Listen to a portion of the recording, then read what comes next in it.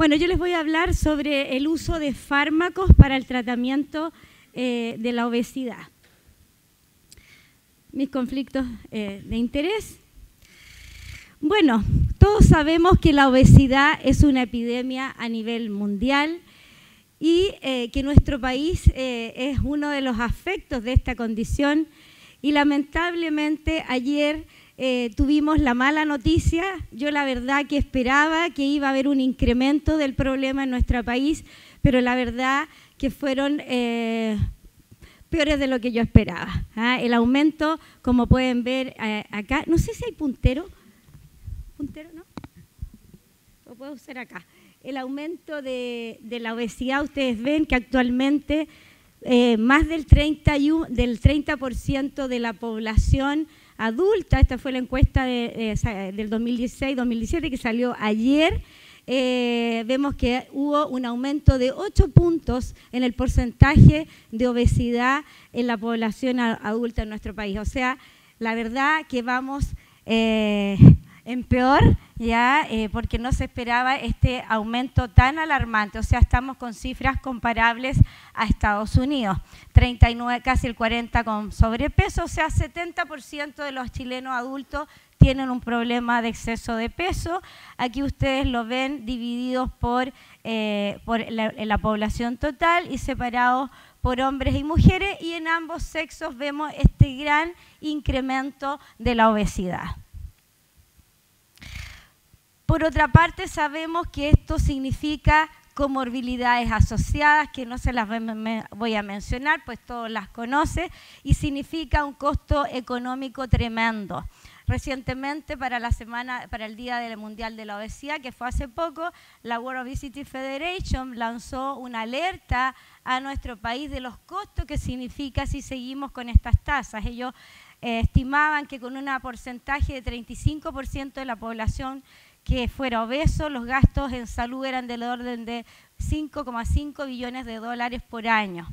Y si reducíamos solo un 5% esta cifra, la verdad que la reducción en costo y obviamente en la condición de salud de nuestra población había una gran mejoría. De ahí entonces que debemos conocer y tratar adecuadamente a nuestros pacientes.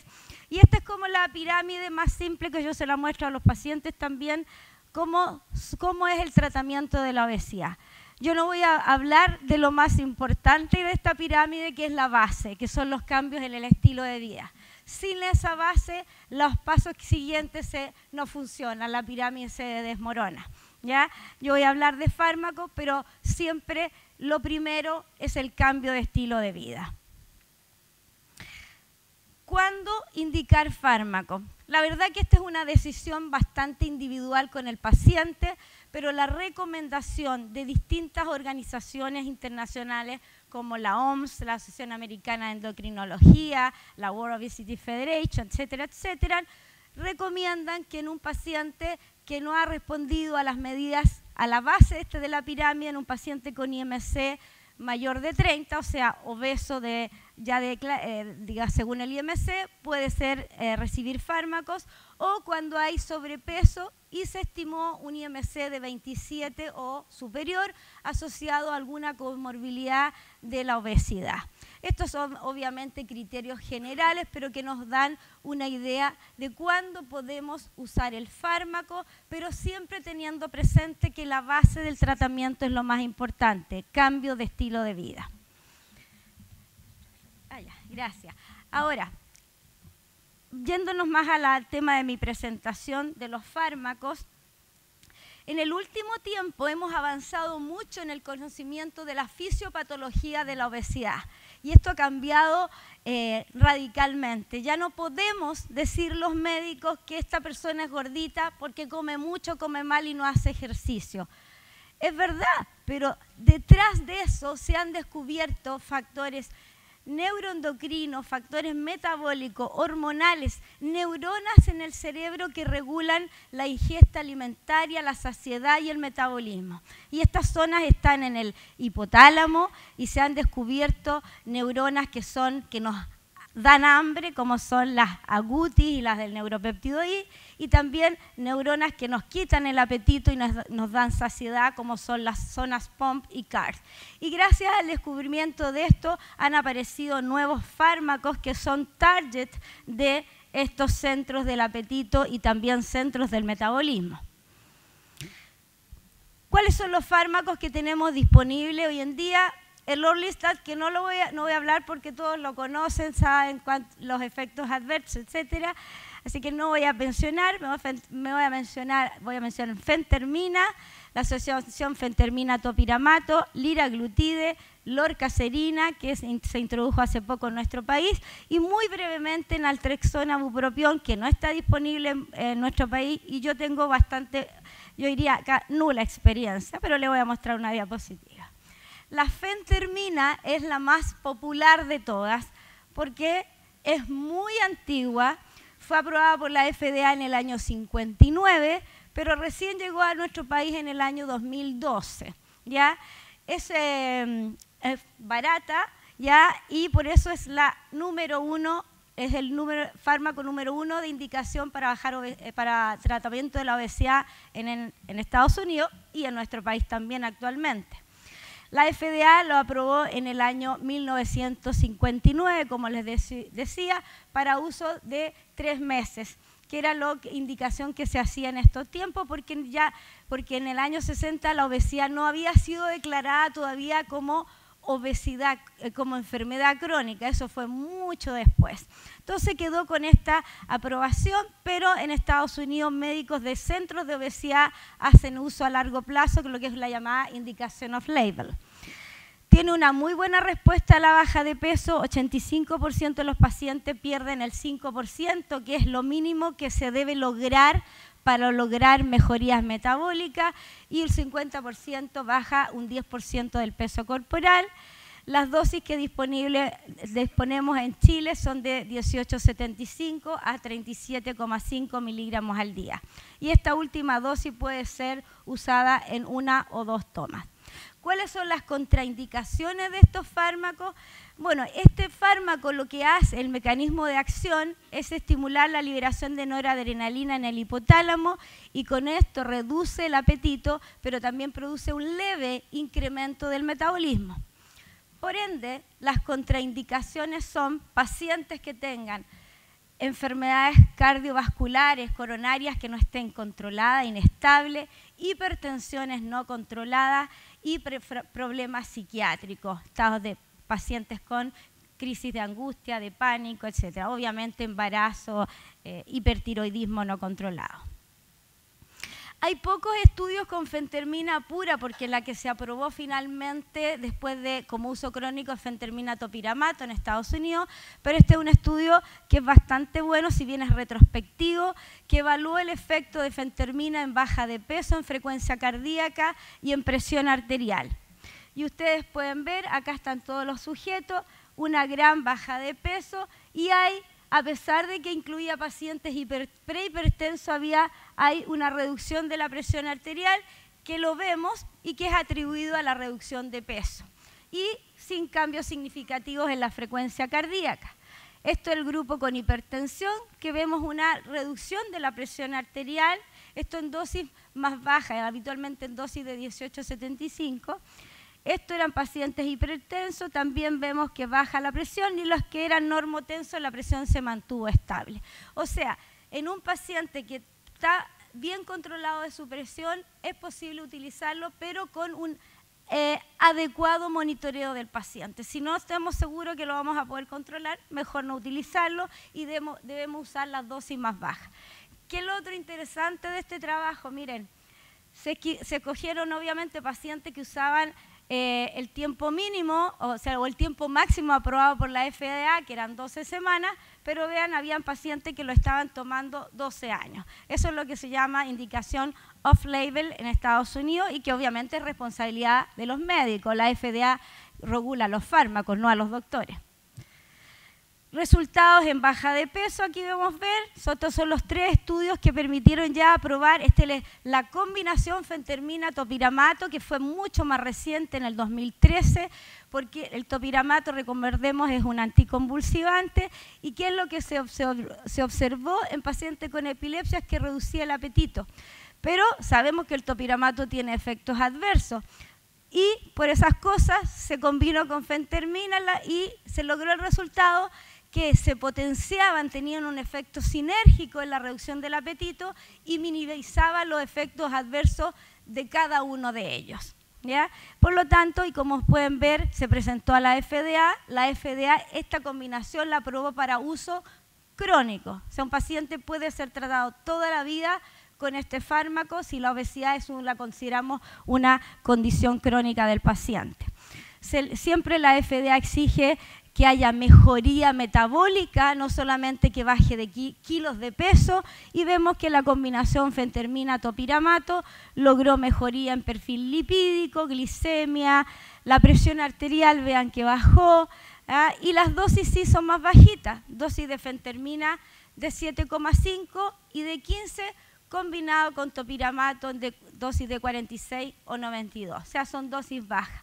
Igual los efectos adversos que esperables son los de la fentermina, el insomnio a veces, cambios del humor, sequedad bucal, y algunos del topiramato, como son los hormigueos, etcétera, pero lo que más le pone alerta a la FDA es el riesgo de embarazo, porque el topiramato tiene un mayor riesgo, discreto pero mayor que placebo, de labio leporino, malformación del labio leporino en uso en embarazada, por lo tanto se les exige un test de embarazo. Lorcacerina, el nuevo fármaco que se introdujo en nuestro país el año pasado, este es un fármaco que tiene un mecanismo de acción distinto, es serotoninérgico, y lo que hace es que disminuye el apetito, no cambia el metabolismo, no aumenta el metabolismo, y actúa a nivel central sobre las neuronas POMP, que son los grupos de neuronas que nos quitan el hambre, ¿ya? La gracia que es muy específico, solo actúa en los receptores serotonina que están en esa zona del hipotálamo. ¿Por qué menciono esto? Porque no actúa a nivel cardíaco, porque hubo hace unos años un fármaco para bajar de peso serotoninérgico que produjo valvulopatías. ¿Ya? Este fármaco fue muy monitoreado por la FDA, se les exigió seguimiento con ecocardiograma para asegurar que este problema no ocurría, y efectivamente no hubo problemas. Pues, como pueden ver, se hicieron los 3 grandes estudios que permitió la aprobación de FDA en obesidad y diabetes, una reducción de peso moderada, pero significativamente superior a placebo, y ustedes ven que los estudios son a largo plazo, mínimo 52 semanas. Muy importante, y esto corre para cualquier fármaco, no todos los pacientes responden a un fármaco. A veces puede ir bien con un fármaco en un paciente y le damos a otro paciente y le va pésimo, y eso ocurre para cualquier fármaco, probablemente porque no estamos actuando en el mecanismo que a ese paciente le da más apetito. Por eso, la recomendación, y esto no es solo para la lorcacerina, cualquier fármaco que a las 12 semanas no veamos un efecto que idealmente sea lograr un 5% de baja de peso, suspendámoslo y no sigamos insistiendo. Y esto corre para cualquier fármaco. Estos son los estudios metabólicos de lorcacerina. Ustedes pueden ver también un buen perfil, baja el perímetro abdominal, la presión, los lípidos, no hay problemas de taquicardia, que sí puede haber con fentermina, que hay que monitorizar la frecuencia cardíaca. Y interesante, hubo buenos resultados en mejoría de glicemia. En esto se está estudiando si este fármaco tiene un efecto propio sobre la glicemia, pues hubo una reducción, una mejoría del control metabólico en los diabéticos más allá de lo esperado para la baja de peso. Hay un estudio reciente que muestra que mejora la resistencia a la insulina más allá de lo que es esperado para la baja de peso. Por lo tanto, es una buena opción en pacientes diabéticos. Principal efecto adverso de la lorcacerina, la cefalea, bastante reportada, sobre todo al inicio. Y en ese caso yo les recomiendo advertirle al paciente, porque muchas veces lo discontinúan, pero es un síntoma que tiende a pasar, que es un efecto dependiente de los serotoninérgicos. así que a veces yo parto con la mitad de la dosis, le advierto al paciente, pero ha sido motivación de discontinuación de algunos, así que hay que tenerlo presente.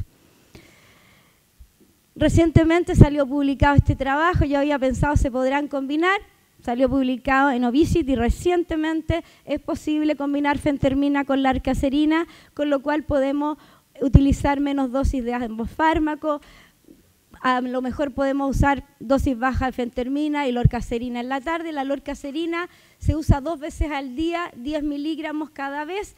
En Chile aún no tenemos la formulación de 20 miligramos de acción retardada. Usa 10 miligramos en la mañana y 10 miligramos en la tarde. Pero esta combinación no ha sido aprobada por la FDA, pero salió recientemente esta publicación. El otro fármaco disponible es liraglutide, que es un análogo de GLP-1, un péptido que secretamos a nivel intestinal, que regula el metabolismo de la glucosa, la sensibilidad a la insulina, pero que el propio que secreta nuestro cuerpo, ustedes pueden ver, tiene una vida media de 2 minutos.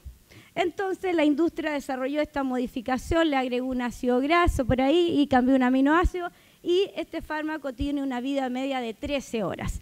Es de uso subcutáneo y tiene múltiples efectos. Los primeros que sabíamos eran todo lo que era en relación a sensibilidad en glucosa, sensibilidad a la insulina y glucosa, pero después se descubrió que tenía efecto en las neuronas POM del apetito y de ahí se estudió como un tratamiento para la obesidad.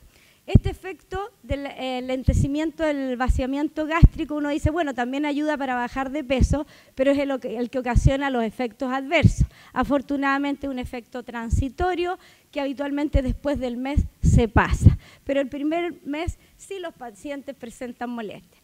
Acá podemos ver los estudios para la aprobación del liraglutide que se aprobó en dosis de 3 miligramos para bajar de peso. Obviamente esto hay que ir titulándolo porque al principio donde más molestias da el fármaco, las náuseas, la distensión abdominal, diarrea, estitiquia, entonces partimos de 0,6, 1,2, 1,8 y a veces nos quedamos con esa dosis. Hay pacientes que responden con dosis mucho menores que 3 miligramos. La aprobación fue con 3 miligramos, pero esto se decide con el paciente, con los resultados y también considerando el bolsillo, que probablemente es el principal problema, siendo un muy buen fármaco. Efectos adversos más frecuentes, como les decía, los de la esfera digestiva. En los primeros estudios que eran en diabéticos, para probarlo para el tratamiento de la diabetes, hubo más reportes de pancreatitis.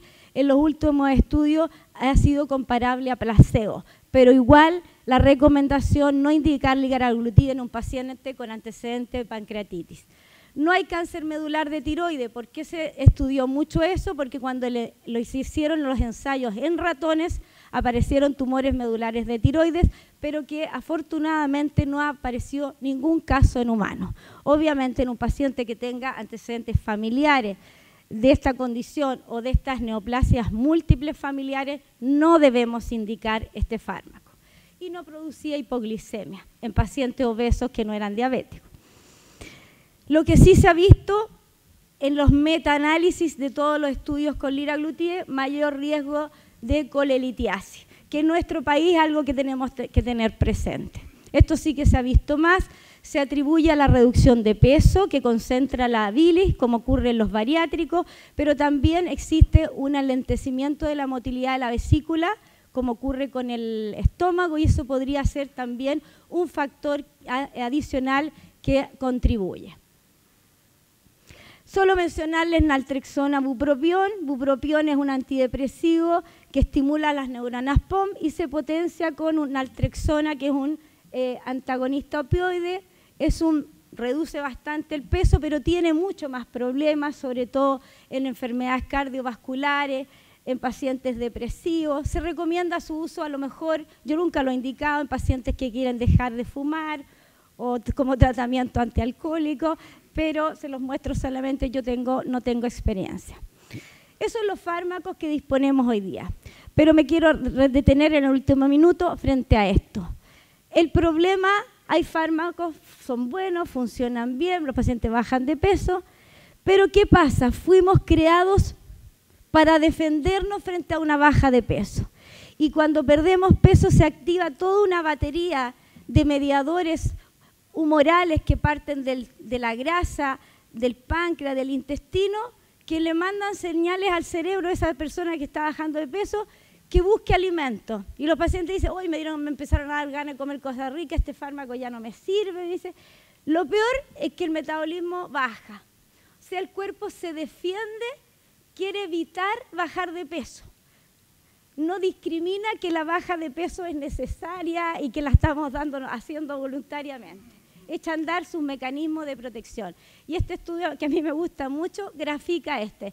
Este es una competencia como un reality en Estados Unidos que ponen a un número de pacientes bien gorditos a bajar de peso, les dan todo, dieta, ejercicio, todo lo mejor.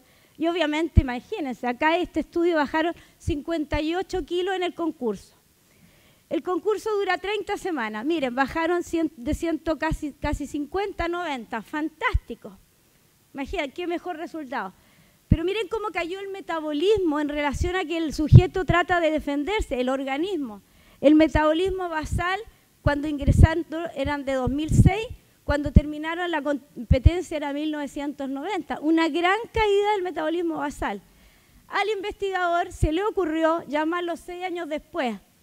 Miren cuando pesaban, 130. O sea, gran regalancia, que es lo que vemos todos los días. Pero miren, el metabolismo basal sigue bajo. O sea, el modo ahorrar nunca se recupera, aunque vuelva a ganar de peso. Por lo tanto, si yo intento hacer bajar a estos pacientes con este metabolismo, me va a costar mucho más que acá.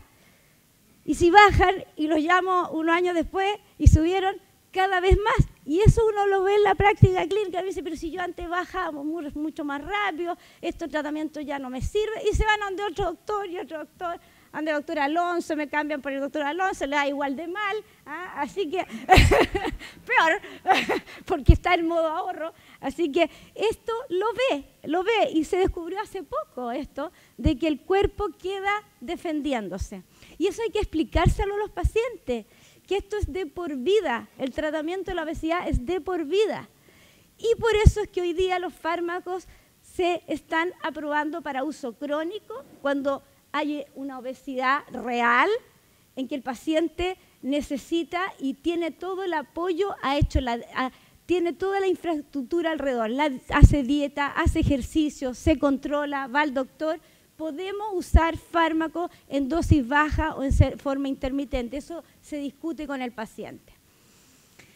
Con esto termino. Creo que el principal problema, hoy día tenemos buenas estrategias para tratar al paciente. Debemos dejar de estigmatizarlos. Los doctores estigmatizamos a los pacientes. Los compañeros en el colegio, en el trabajo, los doctores. No, si la gorda esa come mucho. No estamos entrenados, no nos enseñan. Tenemos que aprender todos estos mecanismos que cada vez se están descubriendo más. Tenemos que aprender a diagnosticarlo, a tratarlo. Y el peor problema es esto, que estamos bombardeados de dietas milagrosas, de productos. Llega la paciente, ¿puedo tomar cápsula de coco, de aceite de coco? ¿Cómo va a tomar aceite de coco si es saturado? Y la alca y no sé qué, y para qué decir estas cosas como la valla lingual. O sea, esto es lo que más daña el tratamiento de la obesidad. Por eso los invito a aprender. Existe esta organización, voy a pasar la propaganda gratis, para la cual yo trabajo, el World Obesity Federation, que tiene formación online, formaciones apropiadas y que son acreditadas por una organización mundial. Muchas gracias.